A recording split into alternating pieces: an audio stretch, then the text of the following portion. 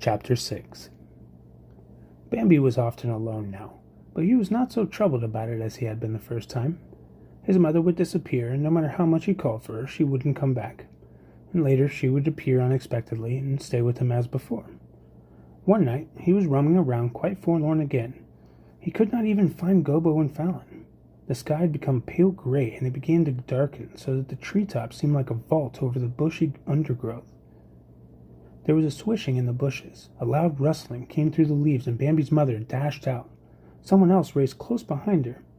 Bambi did not know whether it was Aunt Enna or his father or someone else, but he recognized his mother at once. Though she rushed past him so quickly, he had recognized her voice. She screamed, and it seemed to Bambi as if it were in play, though he thought it sounded a little frightened too. One day Bambi wandered for hours through the thicket. At last he began to call. He simply couldn't bear to be so utterly lonely any more. He felt that pretty soon he'd be perfectly miserable, so he began to call for his mother. Suddenly, one of the fathers was standing in front of him, looking sternly down at him. Bambi hadn't heard him coming and was terrified. This stag looked more powerful than the others, taller and prouder. His coat shone with a deeper, richer red, but his face shimmered, silvery gray. Tall, black-beaded antlers rose high above his nervous ears. "What are you crying about?" the old stag asked fairly. Bambi trembled in awe and did not dare answer. "Your mother has no time for you now," the old stag went on. Bambi was completely dominated by his masterful voice, and at the time he admired it. "Can't you stay by yourself? Shame on you." Bambi wanted to say that he was perfectly able to stay by himself, that he had often been left alone already, but he could not quite get it out. He was obedient, and he felt terribly ashamed. The stag turned around and was gone. Bambi didn't know where or how, or whether the stag had gone slow or fast. He had simply gone, as suddenly as he had come. Bambi strained his ears to listen, but he could not catch the sound of the departing footsteps, or even a leaf stirring. So he thought the old stag must be somewhere close by, and snuffed by the air in all directions. It brought him no scent. Bambi sighed with relief to think he was alone, but he felt a lively desire to see the old stag again and win his approval. When his mother came back, he did not tell her anything of his encounter. He did not call her any more either the next time she disappeared. He thought of the old stag while he wandered around. He wanted so very much to meet him.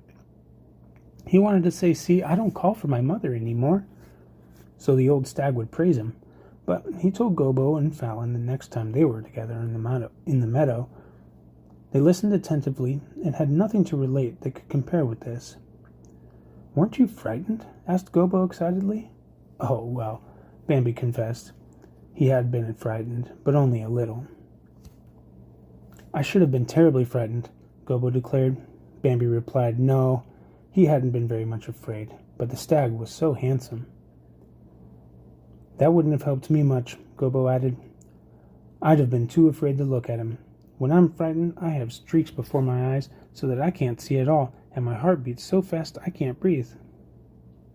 Fallon became very thoughtful after Bambi's story and did not say anything. But the next time they met, Gobbo and Fallon bounded up in great haste. They were alone again, and so was Bambi. "We have been hunting for you all this time," cried Gobbo. "Yes," Fallon cried importantly, "because now we know who it was you saw." Bambi bounded into the air with curiosity and asked, "Who?" Fallon said solemnly, "It was the old prince." "Who told you that?" Bambi demanded. "Mother," Fallon replied. Bambi was amazed. "Did you tell her the whole story?" They both nodded. "But it was a secret," Bambi cried eagerly. Gobbo tried to shield himself at once. "I didn't do it. It was Fallon," he said. But Fallon cried excitedly, "What do you mean a secret? I wanted to know who it was. Now we all know, and it's much more exciting." Bambi was burning up with desire to hear all about it and let himself be mollified. Fallon told him everything. "The old prince is the biggest stag in the whole forest. There isn't anybody else that compares to him. Nobody knows how old he is. Nobody can find out where he lives. No one knows his family. Very few have even seen him. At times, he was thought to be dead because he hadn't been seen for so long. Then someone would see him again, and for even just a second, and so they knew he was still alive. Nobody had ever dared to ask him where he had been, and he speaks to nobody, and no one dares speak to him. He uses trails nobody ever uses. He knows the very depths of the forest, and he does not know such a thing as danger.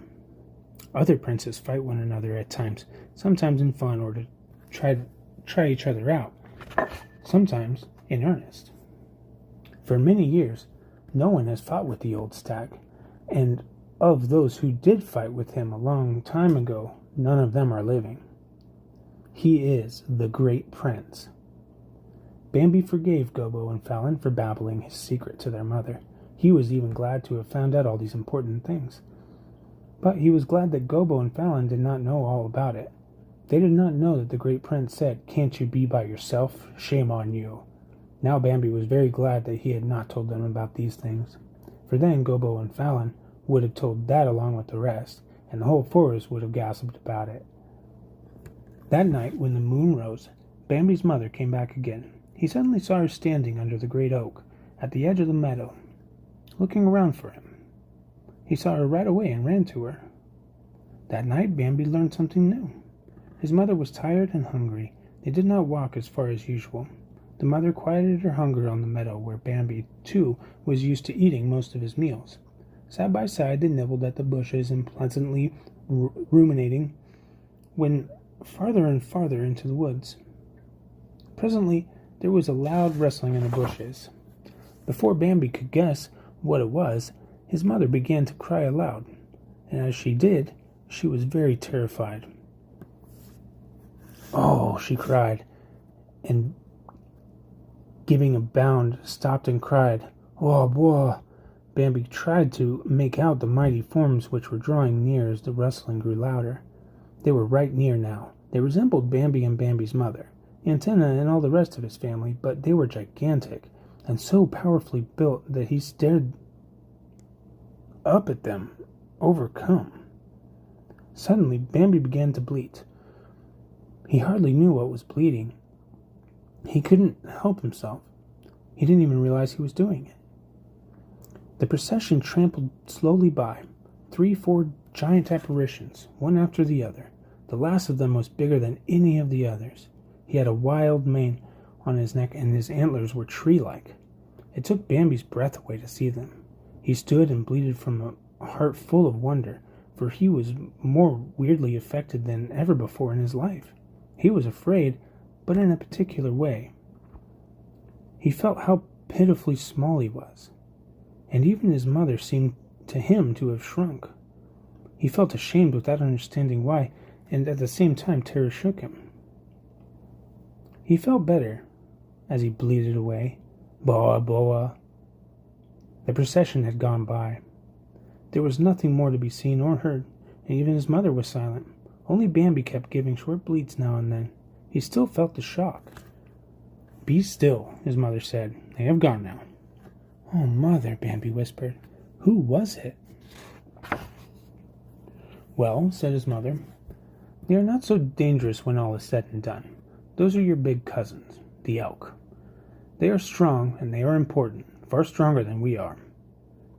"And aren't they dangerous?" Bambi asked. "Not as a rule," his mother explained. "Of course, a good many things are said to have happened. This and that is told about them, but I don't know if there is any truth in such gossip or not. They've never done any harm to me or anyone that I know." "Why should they do anything to us?" asked Bambi, "if they are cousins of ours." He wanted to feel calm, but he kept trembling. "Oh, they never do anything to us," his mother answered. "But I don't know why I'm frightened whenever I see them. I don't understand it myself, but it happens that way every time." Bambi was gradually reassured by her words, but he remained thoughtful. Right above him in the branches of an elder, the screech owl was hooting in his blood-curdling way. Bambi was distracted and forgot to act as if he had been frightened. But the screech owl flew by anyhow and asked, "Didn't I frighten you?" "Of course," Bambi said. "You always frighten me." The screech owl chuckled softly. He was very pleased. "I hope you don't hold it against me," he said. "It's just my way." And he fluffed himself up so that he resembled a ball. sank his bill into his foamy white feathers, and put on a terribly wise and serious face. He was satisfied with himself. Bambi poured out his heart to him. "Do you know," he began slyly, "I've just had a much worse fright." "Indeed," said the owl, displeased. Bambi told him about his encounter with his giant relations. "Oh, don't talk to me about relations," the owl explained. "I've got relations too, but I only fly around in the daytime, so they are all down on me now." "No, there isn't much use in relations. If they're bigger than you are, they're no good to you, and if you're smaller, they're worth still less. If they're bigger than you, you can't bear them because they're proud, and if you're smaller, they can't bear you because they're proud. No, I prefer to have nothing to do with the whole crowd." "But I don't even know my relations," Bambi said. "I never heard of them. I never even saw them before today." "Don't bother about such people," Screech Owl advised. "Believe me," and he rolled his eyes significantly, "believe me, it's the best way. Relatives are never as good as friends. Look at us. We're not related in any way, but we're good friends, and that's much better." Bambi wanted to say something else, but the Screech Owl went on. "I've had experience with such things. You are still too young. Believe me, I know better. Besides, I don't like to get mixed up in family affairs." He rolled his eyes thoughtfully and looked so impressive with his serious face that Bambi kept a discreet silence.